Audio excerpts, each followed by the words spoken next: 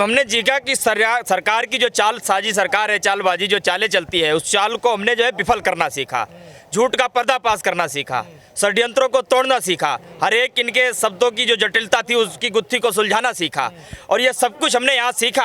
अब हमारी जिम्मेवारी बनती है कि हिंदुस्तान के सभी लोगों के पास तक जो है ये सारी की सारी ट्रेनिंग पहुँचनी है। ये संघर्ष का जो दौर था इसको साझा करना ये हमारी सबकी जिम्मेवारी, हम ये करेंगे। जो लाइन टिकैत साहब बोलते हैं कि ट्रेनिंग थी, तो अब सारे लोग वही बोल रहे हैं कि ट्रेनिंग थी। नहीं, ऐसा नहीं है। पहले आप लोग बोलते थे कि हमें एमएसपी चाहिए, कानून चाहिए, तो मतलब ये बड़ा स्टीरियोटाइप हो जाता है। नहीं, मैं समझता हूँ इनमें गलत नहीं है। हम सब एक ही परिवार के, हमने उनको मुखिया नियुक्त किया इस किसान आंदोलन का, जनप्रतिनिधि, हमने उनको अपने किसान आंदोलन का प्रतिनिधि बनाया। मांग कहाँ चली गई? न, मांग है कहाँ चली गई? मांग तो हमारी एमएसपी की थी, उस पर कमेटी बनाई, एक मैंडेट भी सरकार ने तय किया, एक समय सीमा भी उसने दी है। 15 तारीख तक का हमने समय भाई दिया है उनको।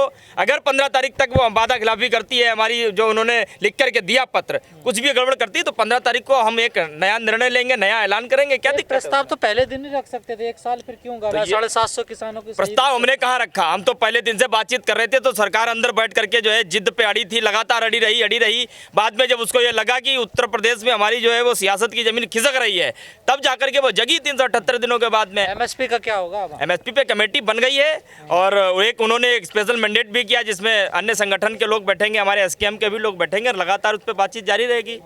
कमेटी से निकलेगा सोल्यूशन? हाँ, निकलेगा, क्यों नहीं निकलेगा, बिल्कुल निकलेगा। बातचीत होगी, उस पर बातचीत की जाएगी, सोल्यूशन जरूर निकलेगा। योगेंद्र यादव कह रहे थे कि एमएसपी कहाँ मिल सकती है, वीडियो है, आप देख लीजिएगा। नहीं, ऐसा नहीं कह रहे थे वो। उन्होंने ये कहा था कि एमएसपी कैसे मिल सकती है, उसका पूरा सिस्टम तैयार है उनके पास, उसका पूरा डाटा तैयार है। तो जो कमेटी जो सरकार ने की, उसमें हमारे जो एसकेएम के जो मेंबर बैठेंगे, तो वो सरकार को पूरा समझाएंगे कि हम किन किन फसलों पे एमएसपी हमको मिल सकती है, किन किन फसलों पे दी जा सकती है, कैसे दी जा सकती है, ये सारा का सारा सिस्टम उनको समझाएंगे। और जो सरकार ने ये कहा था कि अगर एमएसपी दी गई तो सरकार का भट्ठा बैठ जाएगा, देश गर्त में चलेगा, तो ऐसा नहीं है, ये बिल्कुल भी झूठ है। जब किसानों ने झुकाया था सरकार को, तो किसान कॉम्प्रोमाइज पे क्यों मान गए? नहीं, कंप्रोमाइज पे नहीं आए, ये गलत फहमी है लोगों की। देखो ऐसा होता है। अरे आपके नेता कह रहे हैं 50-50 का कॉम्प्रोमाइज। नहीं, ऐसा नहीं है, ऐसा नहीं है, ऐसा नहीं है। वो उन्होंने संघर्ष की बात की है, उन्होंने उसकी बात नहीं की जिसकी आप बात कर रहे हो। हम जब निगोशिएशन के दौर में होते हैं, जब हम बातचीत के दौर में होते हैं, तो कोई ना कोई एक ऐसा बिंदु जरूर आता है जहां पर हमको लगता है कि अब यहाँ लिकार खींच देनी चाहिए। क्योंकि क्या होता है कि कुछ लड़ाइयाँ सड़कों पर लड़ी जाती हैं, कुछ लड़ाइयाँ कलम और कागज से लड़ी जाती हैं। सड़क वाली हमारी जो लड़ाई थी वो हमने 19 नवंबर को जीती। प्रधानमंत्री ने क्षमा भी मांगी, प्रधानमंत्री ने यह भी दिखाया कि भाई हम गलत कर रहे थे, हमारी गलत की नीति का पर्दाफाश हो गया, हमारी नीयत आप लोगों को पता चल गई। अब लड़ाई जो बची है वो कागज और कलम की लड़ाई है। रही बात एमएसपी की, तो एमएसपी की लड़ाई ये आजकल की नहीं है, ये 20 साल पुरानी लड़ाई है। लखीमपुर कांड का क्या हुआ? लखीमपुर कांड का भी चल रहा है। हम तो आज भी अपने उस स्टैंड पर कायम हैं कि 120 बी का मुजरिम गिरफ्तार हो, मंत्रिमंडल से बर्खास्त हो और जेल जाए। एक बात और बता दूं, अगर उसी के साथ प्रधानमंत्री जो है इस बात को मान लेते, उसको मंत्रिमंडल से बर्खास्त करके उस पर 120 बी की जो धारा लगी हुई उसके तहत उसको अगर जेल भेज देते, तो सारी चीज़ें सॉल्व हो जाती है, सरकार को इसका फायदा मिलता। लेकिन ऐसा नहीं करके इन्होंने खुद ही अपना पांव कुल्हाड़ी पे डाला है। अब ये जब जाएंगे उत्तर प्रदेश में वोट मांगने के लिए, तो जहाँ जहाँ ये जाएंगे वहाँ के लोग सीधे टेनी पूछ करके इनको जो है जो नुकसान होगा इनको समझ में आएगा, याद आएगा इनको। कैसे गारंटी है? बिल्कुल गारंटी है, अभी से हो रहा है। बड़ी संख्या में ब्राह्मण है उत्तर प्रदेश में। तो ब्राह्मण सारे के सारे बहुत अच्छी तरीके से, सबसे ज्यादा शोषण तो इनकी सरकार में ब्राह्मणों का ही हुआ है। ढूंढ करके मारे गए लोग, कभी गाड़ी पलट दी जाती है, कभी ढूंढ करके उनको जो है हाँ चढ़ा भी दी जाती है, और क्या बिल्कुल चढ़ा दी जाती है। तो ये अब देखो हकीकत ये है कि अब उत्तर प्रदेश की जो जनता है और भारत की जो जनता है, अब वो हिंदू मुसलमान, मंदिर मस्जिद, चोटी वाला, टोपी वाला, दाढ़ी वाला, इन सब में फंसने वाला नहीं है।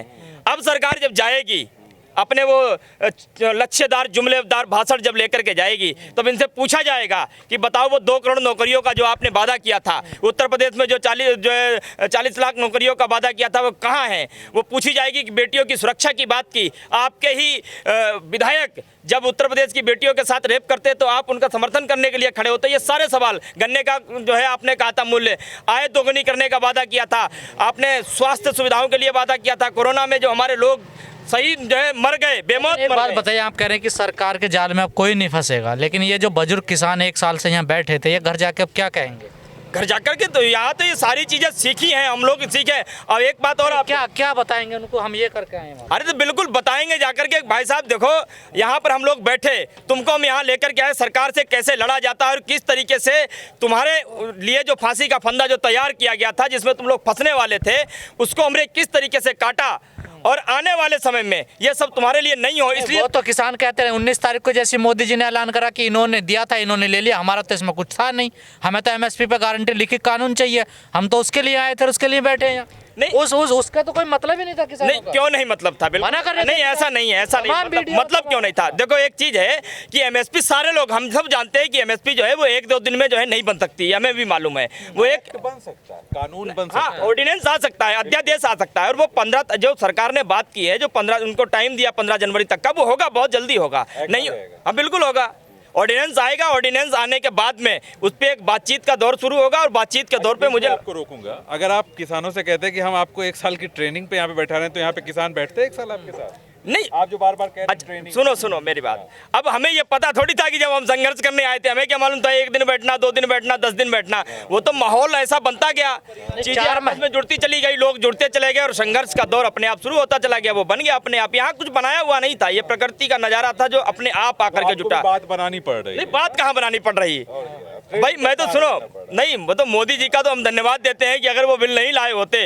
असली भारत के हमें दर्शन नहीं होते। साहब कह रहे हैं कि अब लोग रिसर्च करेंगे लोग ये रिसर्च। सब और रिसर्च करने के लिए उन्होंने, सुनो, रिसर्च करने के लिए आप लोगों के लिए बोला है। आपके पास सारे वीडियोस हैं, आपने मुझे लगता है कि हजारों की संख्या में आपने वाइट्स किए हैं, एक नहीं अनेक लोगों के लिए आप लोग आए थे। अब बिल्कुल नहीं, आपकी मदद, आप हमारे घर से निकले हुए हो, आपने अपने हाथ में कैमरा पकड़ा है, माइक पकड़ी है, तो जिम्मेदारी तो हमारी लोगों के लिए ही तो पकड़ा है कि जाकर के खालिस्तानी और पाकिस्तानियों की रिपोर्टिंग करने के लिए कैमरा और ये माइक अपने हाथ में पकड़ रखा है। रिपोर्टिंग वैसे भी हम लोग करते ही रहते हैं। हाँ तो वैसे भी करते थे, करते जनता ही की थे ना।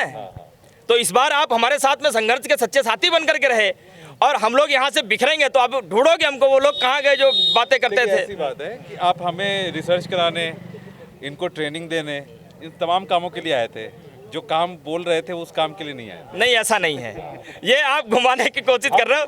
नहीं नहीं, हम कहाँ घुमा रहे हैं, हम तो कह रहे हैं कि भाई हम सब है तो एक ही जत्थे के लोग, एक ही घर परिवार के लोग हैं। बेशक आपका काम जो है माइक पकड़ करके रिपोर्टिंग करना है, हमारा काम सड़कों पर खड़े होकर के लोगों के लिए लड़ना है। किसी का काम आवाज़ उठाना है, किसी का काम किसी को कागजी काम बहुत अच्छी तरीके से आता है, किसी को कलम चलानी बहुत अच्छी तरीके से आती है, किसी को बोलना बहुत अच्छी तरीके से आता है, किसी को लाठियाँ खानी बहुत अच्छी तरीके से आती हैं। टैलेंट निखारने आए थे। टैलेंट तो बिल्कुल निखारना पड़ेगा। हमारा तो स्वतंत्रता जो सेनानी थे, जो फांसी के ऊपर चढ़ गए, जिन्होंने गर्दनें कटवा ली, आप पंजाब में देखो कितने लोग थे जो जलते हुए तेल के कड़ाव में तैर गए। तो इसका मतलब उनमें टैलेंट नहीं था। संघर्ष जब किया जाता है तो संघर्ष में हमको अलग अलग तरीके से जो है बलिदान देना पड़ता है, वो तरीका चाहे कोई भी हो, अलग अलग तरीके से। आपको लगता है टिकैत साहब इस फैसले से खुश हैं?